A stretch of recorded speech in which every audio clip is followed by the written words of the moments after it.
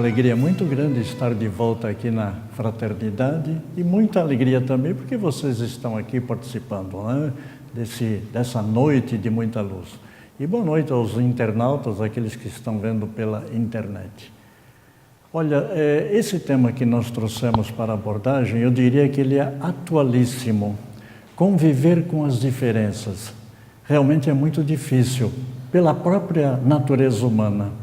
E quando nós começamos realmente a analisar esse tema, assim com um certo equilíbrio, sem muita preocupação naquilo que a gente quer fazer uma espécie de análise e até para efeito de julgamento, é preciso levar em consideração uma série de circunstâncias e de fatores que envolvem a nossa existência no planeta. As diferenças sempre existiram.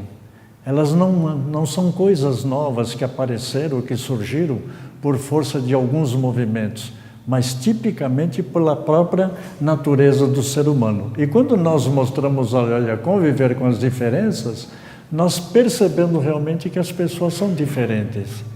Nós temos 7 bilhões de habitantes aqui no planeta. Não existem duas pessoas exatamente iguais. Por quê? Porque a criação divina é tão perfeita que cada um de nós foi criado por uma ação de pensamento e pela própria vontade divina. Ou seja, nós somos realmente diferentes. E isso nos leva a fazer esta reflexão. Veja que as pessoas pensam e agem de maneiras diferentes. Veja que dentro da própria família, nos nossos relacionamentos familiares, nós percebemos realmente esse problema, ou essa questão da diferença, da discordância. Muitas vezes é necessário o diálogo para se resolver e nós temos dificuldade de administrar esse diálogo. Então eu diria que ninguém é igual a ninguém. E dentro dessa ótica aqui nós podemos inclusive trabalhar realmente a exposição da noite. Até porque as ciências humanas, a sociologia, a antropologia e a própria política, eles trabalham realmente com esses elementos. E isso é fundamental para se compreender até o comportamento do ser humano, né? Agora, eu pergunto, né, porque isso aí realmente nos leva a essa reflexão. Por que pessoas pensam e agem de modos diferentes? Porque todos não poderiam pensar a mesma coisa, todos ter o mesmo comportamento e não mudassem realmente isso, porque serviria de sustentação para uma sociedade fraterna, uma sociedade mais humana, onde nós nos entendêssemos sem que houvessem discórdias ou desentendimentos. E quando eu olho para isso, eu vejo a questão da afirmação. Cada pessoa é única. E vê-se ali no quadro que a própria imagem de gêmeos univitelinos, eles na verdade são 2 espíritos. Quando olhamos para aquele quadro, nós não estamos vendo 2 espíritos, nós estamos vendo 4 espíritos. E um espírito é diferente do outro. Embora tenha uma constituição biológica parecida, justamente por chamar gêmeos, eles são realmente diferentes, porque eles pensam e eles agem diferentemente. Então nós somos diferentes uma das outras e essa afirmação de que ninguém é igual a ninguém serve realmente para a gente acreditar e começar a trabalhar em cima disso para poder entender a sociedade onde nós estamos inseridos, né? Eu pego o Livro dos Espíritos, que é o livro básico da doutrina espírita. Esse livro surgiu na metade do século XIX. Foram os espíritos que trouxeram essas lições, esses ensinamentos, e nós então analisamos, seja com o conhecimento científico, filosófico na época, e trazemos ele para interpretar hoje no século XXI, de tal forma que isso nos dê mais base ou mais sustentação para compreender realmente as diferenças. E o Kardec pergunta se a vida social está na natureza. E os amigos espirituais deram uma resposta, certamente. Deus fez o homem para viver em sociedade. Em outras palavras, Deus não faz nada de inútil. E a utilidade realmente da vida em sociedade é para permitir que o homem cresça, para que o homem progrida e que ele avance realmente. com todas as outras faculdades que são necessárias à vida de relação. E a gente percebe isso, volto a repetir, dentro da família, não? Da necessidade da vida social. O homem é um ser gregário. Quando eu falo que o homem é um ser gregário, é porque ele tem necessidade de viver em sociedade. Se o homem vivesse isoladamente, ele se embruteceria. Ele não adquiriria os conhecimentos necessários para aprender, para evoluir. E, inclusive, até usando uma expressão moderna, compartilhar com os outros elementos com os quais ele convive. Então, conviver significa vencer o isolamento existencial numa proposta interativa com o outro.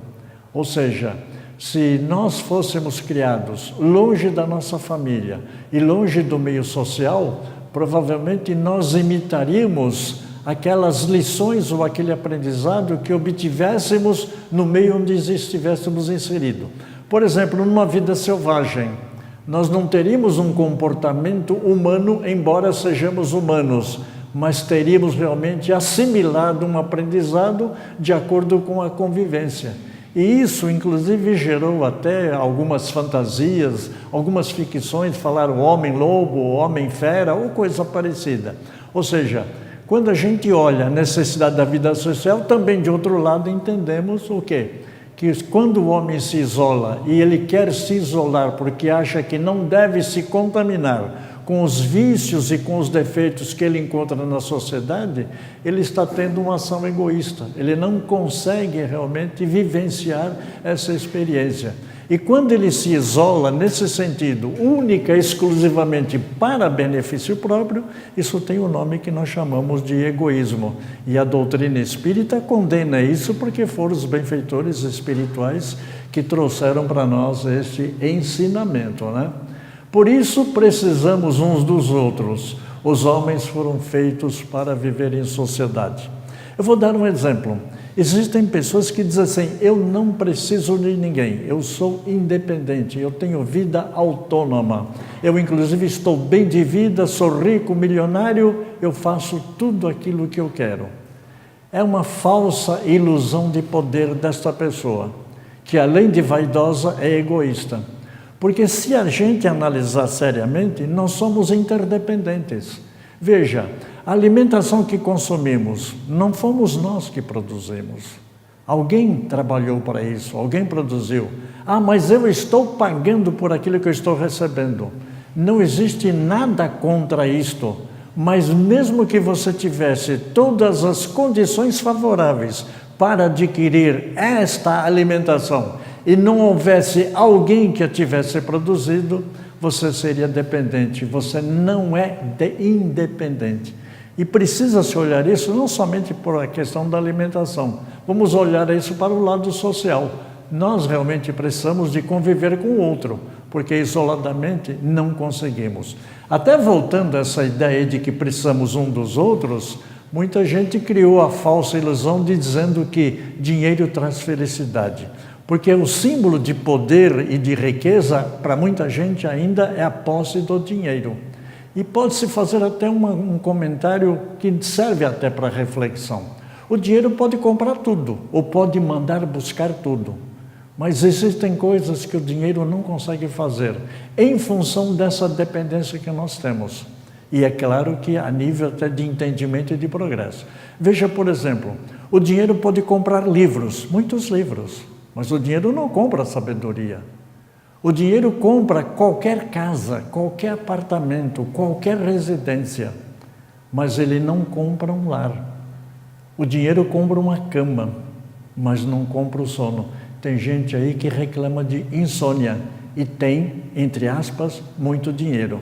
Isso nos leva, inclusive, a pensar numa afirmação que foi feita por uma pessoa desconhecida e que disse o seguinte, conhecendo, inclusive, as características e comportamento daquela pessoa, dizendo assim, ele é tão pobre, mas tão pobre, que a única coisa que ele tem é dinheiro. Então, fica para nós essa reflexão que nós somos interdependentes. E é claro que por necessidades evolutivas, porque nós estamos aqui no planeta para aprender, para crescer, para compartilhar experiências, nós nos reunimos aonde? No lar, na casa. Nós nos reunimos lá no nosso trabalho, isso significa nas nossas atividades de manutenção e de sobrevivência, e por que não também nos templos religiosos? Onde quer que exista um ser humano, realmente vai haver alguma necessidade evolutiva.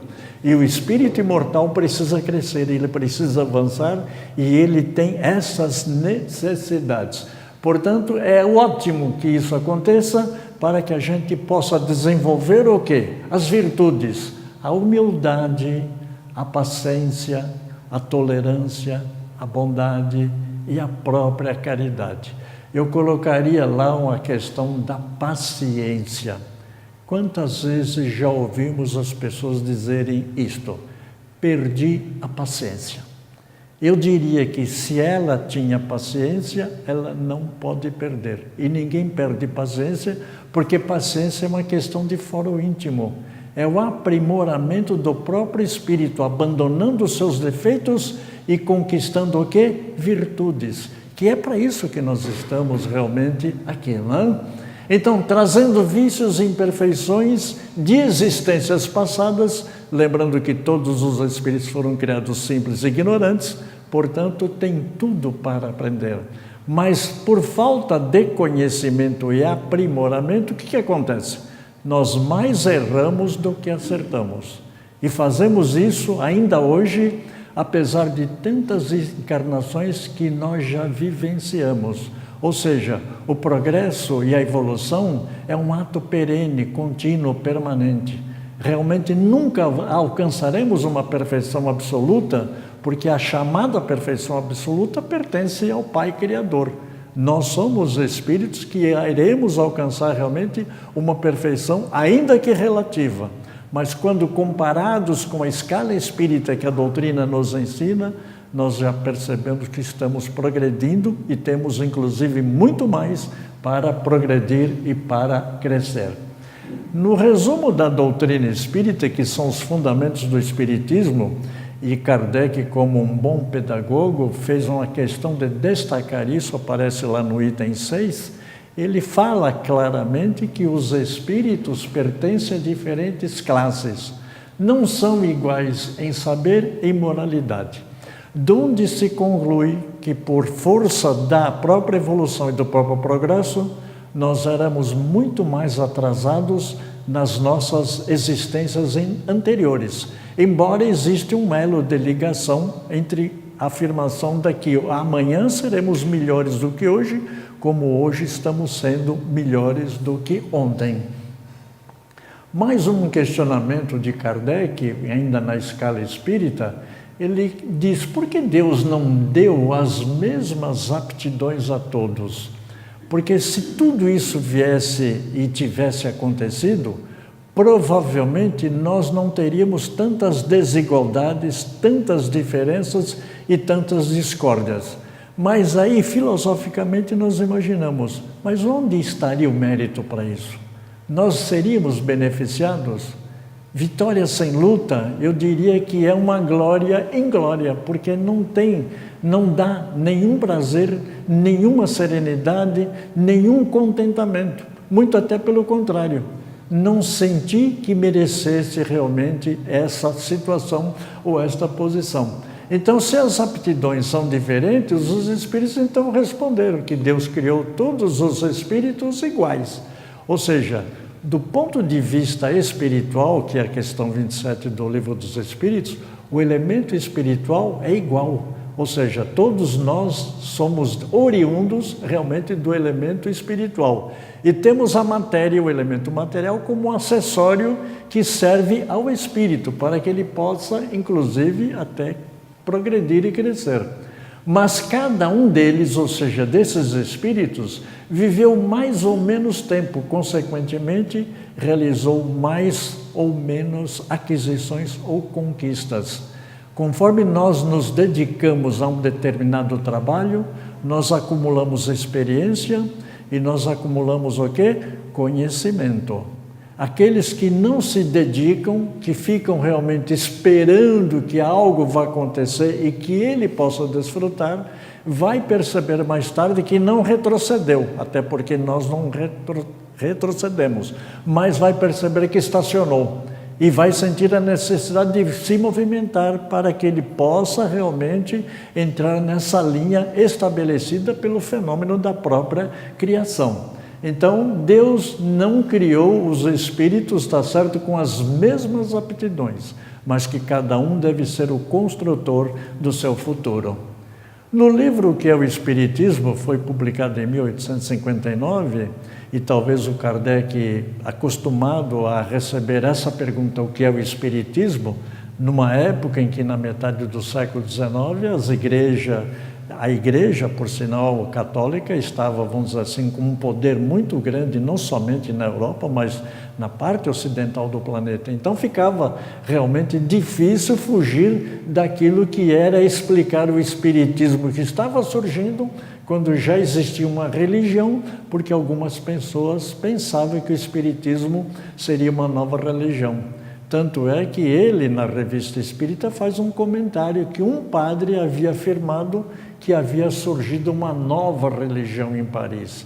E quando a gente olha a doutrina espírita, nós apagamos esse conceito de religião, porque a doutrina espírita em si mesma, ela não é uma religião, ela não tem um rótulo religioso. O que ela tem é o conteúdo de uma doutrina que é chamada de filosofia espiritualista, que foi inclusive colocado pelo próprio Kardec no frontispício do livro base da doutrina, que é o livro dos Espíritos. E esse livro, o Kardec dá ênfase principalmente à questão moral. E ele, inclusive, olhando esse foco da parte moral, ele coloca lá que esse relacionamento entre nós e os espíritos, ou seres encarnados com os desencarnados, vai estabelecer consequências morais. E essas consequências morais é que são a base do ensinamento da própria doutrina. Aliás, o Kardec até comenta, né? Ele não se preocupou com a rotina, vamos dizer assim, de Jesus de Nazaré, como aquele inserido numa família e que tinha uma missão a ser cumprida. Ele olhou particularmente, principalmente, esse aspecto que é o da moral. Por isso, consequências morais. E quando se fala de consequências morais, o próprio livro dos Espíritos vai se desdobrar na sua parte terceira nas leis morais, que o Kardec coloca como se fossem 10 leis, fazendo aí uma comparação, uma analogia com os 10 mandamentos trazidos por Moisés, que também era a lei divina, porém trazido por outros espíritos numa outra e determinada época. Eu destaco ali daquelas leis, embora todas elas começando por adoração e terminando amor, justiça e caridade, tudo aquilo que tem a ver com o tema que nós estamos abordando, conviver com as diferenças, porque envolve realmente a liberdade, envolve a igualdade e envolve aquilo que nos interessa, olha, que é a sociedade.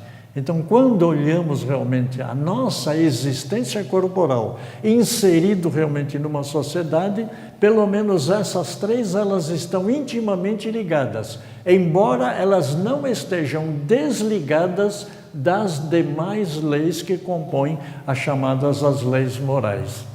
No Sermão da Montanha, Jesus traz realmente a sua doutrina.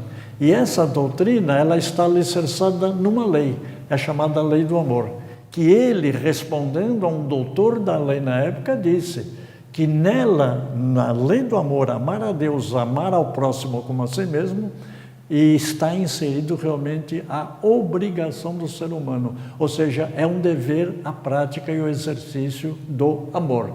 Então, quando eu olho respeito e olho alteridade, eu estou vendo o quê? Eu estou vendo o amor, porque é impossível realmente conviver com as diferenças se não houver realmente a chancela desse termo chamado respeito. Volto a repetir, todas elas estão interligadas também, porque para o exercício do amor, eu preciso realmente executar e praticar o quê? A bondade. Eu tenho que praticar a lei do perdão, a fraternidade, a justiça, a humildade, a solidariedade. Então veja que tudo praticamente está de forma tão interligada que eu não posso separar. Se eu separar, eu estou descaracterizando a própria lei.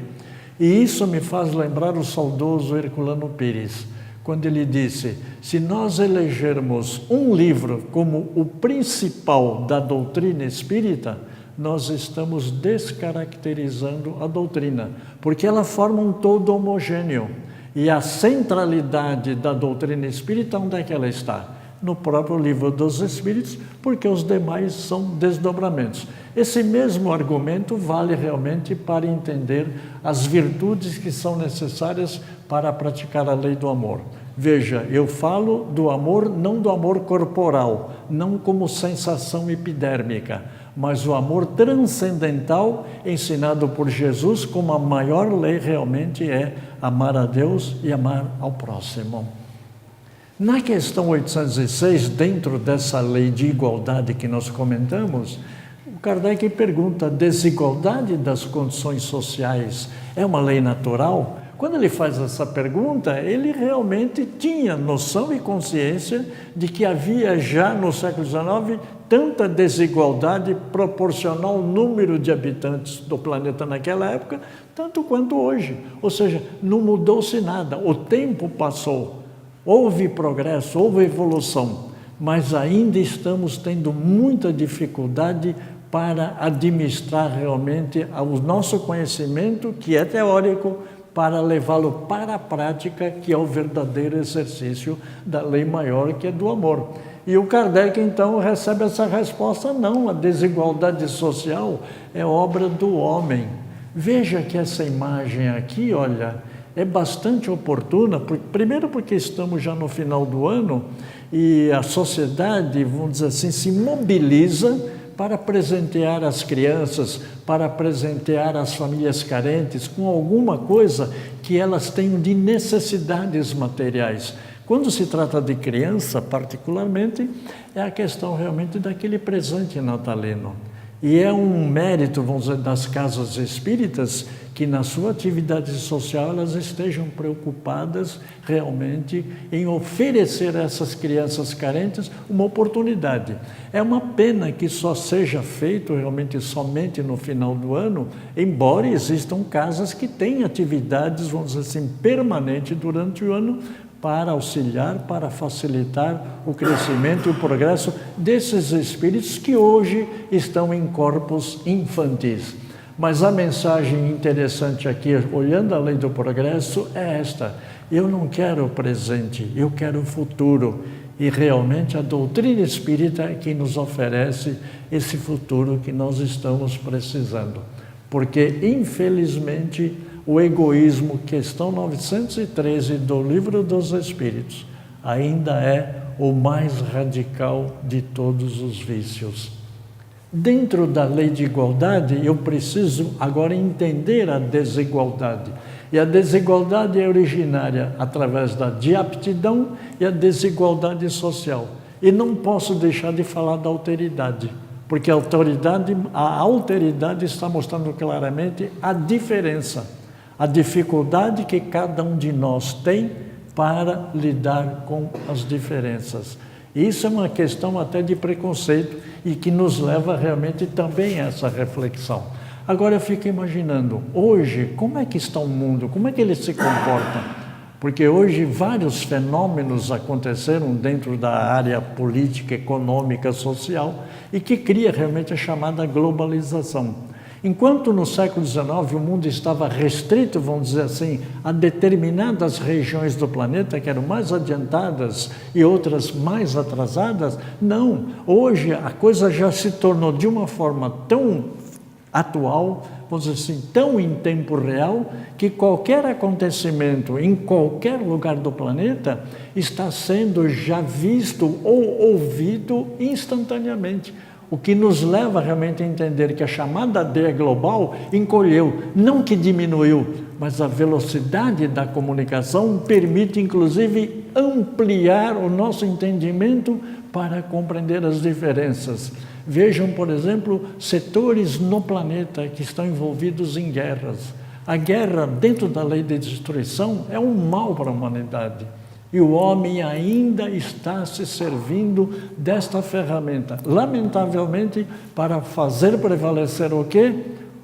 A sua noção de autoridade, de capacidade e de domínio, sem levar em consideração que qualquer ser humano no planeta tem o direito à vida, tem o direito realmente, dentro da lei de conservação, receber todo o respeito e toda a assistência necessária. Então, a sociedade atual e a globalização nos levou para a alteridade. Aí surge, então, o grande questionamento: o que podemos fazer agora? O desafio de se conviver com as diferenças na sociedade é complicado, mas necessário. Por que necessário? Diferenças são necessárias? São. O homem não é capaz de fazer a distinção se ele não perceber que ele precisa mudar a sua atitude e mudar o seu comportamento. Como é que eu vou aprender a levantar se eu não sei o que é cair? Como é que eu vou aprender alguma coisa se eu não tenho um parâmetro de comparação? Nós progredimos, nós evoluímos, inclusive, isoladamente, mas isso leva tanto tempo que seria necessário entender que, se não houvesse realmente a lei de sociedade, nós ficaríamos estacionados muito tempo sem fazer nenhum avanço. Eu dou até um exemplo para entender isso. Nesses últimos 50 anos, houve tantas transformações e tantos avanços tecnológicos que o mundo de hoje, podemos até afirmar, é diferente do mundo de 50 anos atrás. Então, na pluralidade cultural e étnica, etnia, que se choca com frequência no mundo globalizado, é preciso, além de tolerância, um respeito aos direitos humanos. Veja que mais uma coisa entra aí realmente para mostrar que as desigualdades, os preconceitos está dividindo. Ao invés de unir, separa. E nós precisamos estar atentos aqui para isso, porque as divergências humanas, elas, volto a repetir, não são coisas da atualidade, elas já vêm de longa data. Mas como o homem goza do direito e exercer a sua própria vontade, eu me sirvo aí da questão 872, onde o Kardec não faz pergunta, mas ele faz uma análise, quando ele afirma que o homem não é fatalmente conduzido ao mal. É uma coisa interessante isso, porque muita gente pensa assim: olha, eu vim com este destino. Na verdade, não existe esse destino pré-definido. Os atos que o homem pratica não estão antecipadamente escritos. Ou seja, ele toma a decisão de acordo com a encarnação que ele está numa determinada época da sua classe, ou melhor dizendo, da sua linha evolutiva. Ou seja, ele realmente é o senhor de si mesmo para estabelecer aquilo que está certo, aquilo que está errado. E, finalmente, os crimes, eu até coloco entre aspas, os crimes que o homem comete não resultam de uma sentença do destino. Exemplificando, ninguém é assassino porque veio para ser assassino. Ou seja, a partir do momento em que ele reencarna, ele vai tomar as suas decisões, e tomando as suas decisões, ele é livre para escolher. E aí eu quero lembrar então o ensinamento de Jesus, né? A semeadura é livre, mas a colheita não. Então a ONU, preocupada realmente logo após a Segunda Guerra Mundial, fez então a Declaração Universal dos Direitos Humanos da Organização das Nações Unidas. Ou seja, a ONU é uma instituição intergovernamental cuja finalidade qual era? Reconhecer aquilo que naturalmente o homem já estava sentindo dos seus direitos. E eles lá na ONU colocam: todos os seres humanos nascem livres e iguais em dignidade e direitos, que é o mínimo que nós temos realmente que fazer para que prevaleça o direito do ser humano. E a ONU ainda coloca: dotados de razão e de consciência, devem agir uns para com os outros em espírito de fraternidade. Fraternidade é de origem latina, frater, que significa irmão. Ora, se Deus é o nosso Pai Criador, todos nós, espíritos encarnados e desencarnados, somos realmente irmãos, exercício da fraternidade. Portanto, uma sociedade mais justa, mais fraterna, ela tem realmente que ter regras, e essas regras vão aparecer aqui quando você fala em direitos e deveres. Nós somos pródigos em reclamar os nossos direitos, mas nós muitas vezes damos, vamos dizer assim, um contorno quando se trata de deveres, típico realmente da natureza humana, acionado pelo quê? Pelo orgulho, pela vaidade e até pelo próprio interesse, né? Aí eu chego na intolerância. O que é a intolerância? É a falta de habilidade para quê? Ou vontade de reconhecer e respeitar diferenças em crenças e opiniões. Se uma pessoa chega para mim e me fala uma coisa que eu não concordo, eu posso me tornar intolerante, mas eu posso aceitar a opinião dela, tá certo? Em sinal de respeito. Eu necessariamente não preciso brigar com ela, mas eu posso perfeitamente respeitar. E isso deveria ser feito em todas as atividades da vida social, porque o homem, já pelo fato de viver em sociedade, teria que ter esse tipo de comportamento. Portanto, a intolerância é a indisposição para aceitar pessoas que pensam e agem diferente de nós. Eu volto novamente na alteridade. Olha que coisa interessante, alteridade, o ódio e a paz. Ou seja, eu tenho realmente que fazer com que tudo possa funcionar harmonicamente, mas mesmo nas diferenças, desde que haja realmente ao respeito às leis de igualdade, a lei de liberdade. Quando olho por esse lado, fica mais fácil. Mas se olhar e analisar tudo sob a minha ótica, sob o meu ponto de vista, eu corro o risco realmente até de cometer injustiça. E a intolerância não deixa de ser um preconceito que pode ser racial, pode ser esportivo, pode ser religioso. Olha, se tem nesses três apenas. Se a gente acompanhar nas mídias e acompanhar realmente as comunicações, percebemos nitidamente que esses são os que mais se destacam realmente na mídia. E precisamos tomar cuidado com isso, porque podemos nos deixar envolver, e quando esse envolvimento é intenso, nós acabamos realmente caindo ou resvalando para o engano, inclusive, da análise e até na própria interpretação de fatos, né? Portanto, existem outros preconceitos, mas nós não vamos entrar nesses detalhes. Veja que todo preconceito é intolerável. Então, é mais um motivo para que a gente comece a analisar que o preconceito tem tudo a ver com a alteridade. Quando existe alteridade, não existe o preconceito. Mas se não existir alteridade, vai haver o preconceito. E o Frei Beto fala isso, inclusive, na sua mensagem, quando diz: quanto menos alteridade existe nas relações pessoais e sociais, mais conflitos ocorrem. Porque nós temos dificuldade em administrar o quê? As nossas emoções, que vai como consequência o nosso ponto de vista. E as redes sociais?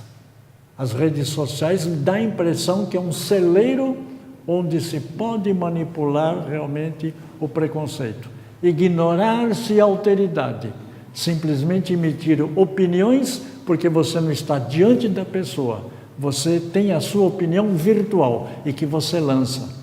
E elas têm um grande poder hoje e atualmente nos meios de comunicação. Ou seja, interfere na própria sociedade, interfere no nosso próprio comportamento. O preconceito, o racismo, o espírito não tem cor. O espírito, ele encarna conforme a sua necessidade, num corpo masculino, num corpo feminino, na raça branca, amarela ou raça negra. Isso não tem. E tanto é verdade que, veja, eu tenho aqui a revista Espírita, a revista Veja dessa semana, novinha, acabou de sair. A capa dela aparece aqui. Olha, aqui está a capa da Veja. E ele diz aqui, olha, pesquisa exclusiva de Veja revela um país com muito racismo e poucos racistas. Dados oficiais mostram que os negros vivem pior porque são negros e não porque são pobres. Volto às redes sociais, quando eu falei que ela tem um poder destrutivo muito grande. Da semana passada, olha, uma coisa em cima da outra. Ele diz aqui, o poder fulminante das redes sociais. Tudo isso aqui só serve para mostrar uma coisa, que o homem precisa se comunicar mais, o homem precisa analisar mais, o homem precisa despertar esse sentimento de amor que existe dentro dele para poder conviver com as diferenças, com a dificuldade que nós temos nos nossos relacionamentos. E quando isso acontece, muitas vezes é irreversível. Eu me lembro de um caso anterior, onde numa escola ela foi condenada, os seus dirigentes foram condenados por uma prática ilícita dentro da escola envolvendo criança. Isso destruiu. E por melhor que seja o reconhecimento de que nada disso aconteceu, não poderá haver a chamada reconstrução. Então nós precisamos inclusive tomar cuidado até com a nossa língua. Sabe por quê? Porque quando falamos uma palavra ofensiva para alguma pessoa, nós podemos estar destruindo até a autoestima daquela pessoa. É preciso tomar cuidado. O navio esteve perdido por muitos meses, viajando por mares desconhecidos. Estava perdido, ou seja, o GPS falhou, a bússola falhou, mas de repente a tripulação viu resultante um morro onde sobressaía o quê? Uma forca. A forca aparece aqui. Os homens no navio então gritaram, graças a Deus, chegamos à civilização. Se a forca é um símbolo de civilização, nós precisamos tomar cuidado. Veja, qual a ironia desse episódio? Que tipo de sinal deveria ser colocado aqui para representar um mundo civilizado? Nós poderíamos colocar o quê? Uma pomba? Poderíamos colocar um coração? Tem algum significado? Depende da interpretação de cada um, mas poderia ser os livros, sabedoria, conhecimento, povo civilizado e, finalmente, uma bandeira branca que, acionado ali, mostra, olha, vocês podem vir, que serão bem recebidos. Mas hoje, realmente, a força das chamadas redes sociais aparece ali. Ou seja, se eu colocasse aqui, ao invés de uma forca, esse símbolo, ou um símbolo de alguma rede social, poderia até se afirmar, chegamos à civilização. Só que a civilização não está aproveitando realmente essa oportunidade maravilhosa que ela nos oferece até como ferramenta de trabalho. Apesar de tudo, podemos conviver em harmonia?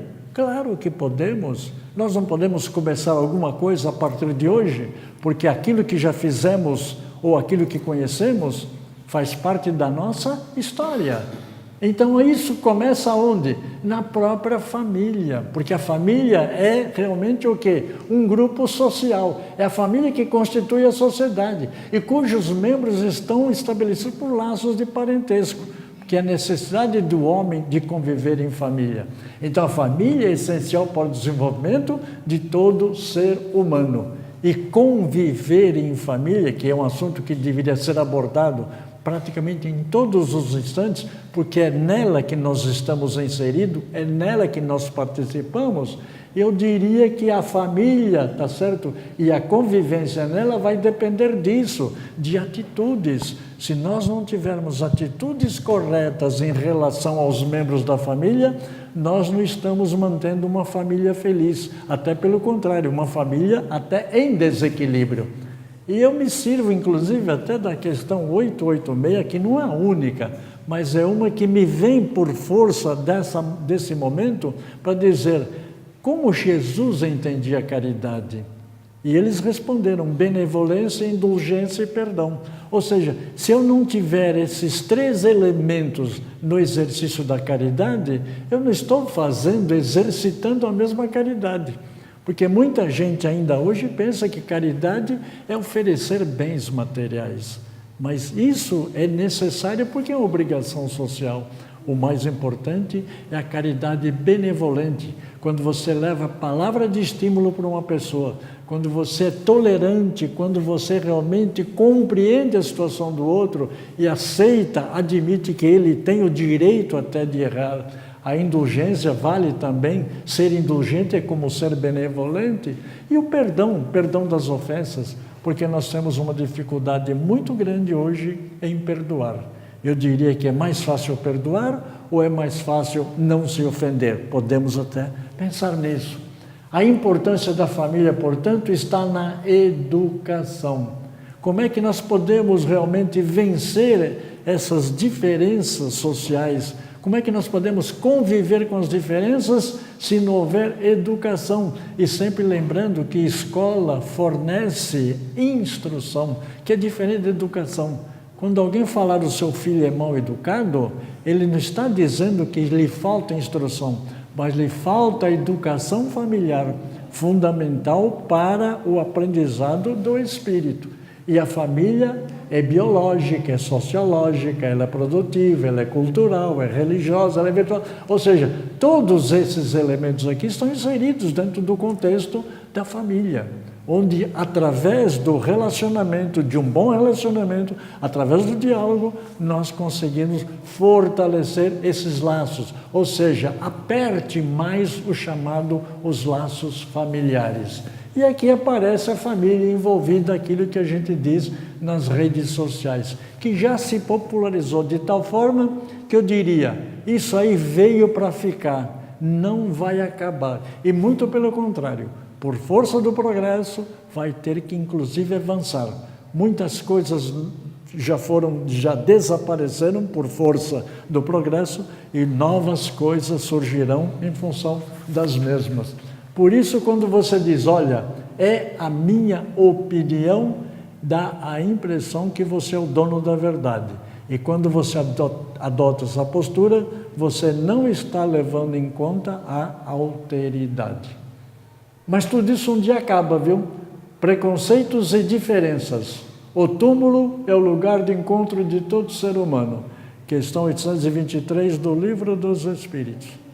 O irmão da estrada, tá certo, o filósofo escreve no para-choque: o seu orgulho será coberto por 7 palmos de terra. Eu diria que hoje, olha, se for lá para a Vila Alpina, vai virar cinza. Para que orgulhoso? Ah, aquela cinza é uma cinza orgulhosa. Era um orgulhoso que foi cremado. Nele, túmulo crematório, se findam os preconceitos e todas as diferenças e, por que não, as divergências humanas. Somos todos iguais na diferença. Isso é muito importante e interessante. As diferenças nos enriquecem. Sabe por quê? Porque nós aprendemos. E se aprendemos e começamos a praticar, é sinal que valeu, crescemos. O respeito nos une. Então, através realmente desse relacionamento bom e sadio, nós estamos ajudando a construir o quê? Uma sociedade mais justa e mais fraterna. Tudo o que somos é apenas um degrau de tudo o que seremos, porque nós estamos falando em termos de futuro e nós precisamos crescer, nós precisamos avançar. Mudanças necessárias. Comece a ver e sentir o mundo de uma forma diferente que antes não via e nem sentia. E a gente percebe isso daí. Muitas vezes as pessoas, quando ouvem falar em reencarnação, elas ficam pensando, o que será que eu fui em existência passada? A pergunta que eu faço é essa: que interesse há, qual é a vantagem de saber o que você foi no passado? Se você quiser saber o que você foi no passado, basta fazer uma reflexão do que você é no presente. E você vai chegar à conclusão que ainda tem muito para melhorar. Deixo-vos a paz, a minha paz vos dou. Aqui aparecem as obras básicas, todas as imagens são da internet e que fique respeitado. Meu nome é Univaldo José da Silva, eu participo como comunicador na Rádio Boa Nova, no programa da USE, União das Sociedades Espíritas do Estado de São Paulo, que vai ao ar todos os domingos às 12 horas nos 1450 AM da rádio ou pelas redes sociais aí, que já está bastante divulgado. Muito obrigado, muita paz a todos e aos nossos amigos internautas da mesma forma.